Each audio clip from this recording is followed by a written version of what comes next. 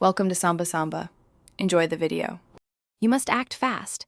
Stop using the corrupted drive to avoid overwriting recoverable data.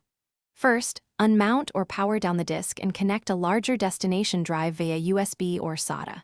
Boot a Rescue Linux environment and install ddresque, smartdal, testdisk, and photorec.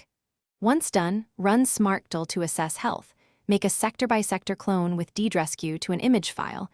This preserves the original. Make sure to log operations. You will work from the clone, not the original disk. Now focus on extracting data from the clone. Run ddresque with a map file and multiple passes. Start with a fast pass for intact sectors, then slow retries for bad areas. Monitor health with smartdal, bad sectors and heat effects strategy. Once you have the cloned image, mount it read-only and perform file system checks on a copy, not the original. If FSCK cannot repair safely, run testdisk to rebuild partitions or photorec to carve files by signature. Keep track of recovered file paths as you go. Finish by verifying integrity. Compute checksums and open representative files to confirm usability, and then copy essential data to a new, properly formatted drive.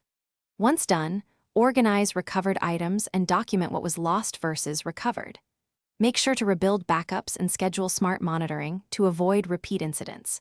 If you encounter repeated I/O errors, clicking noises, or ddresque cannot read critical regions after many passes, stop further attempts and contact a professional.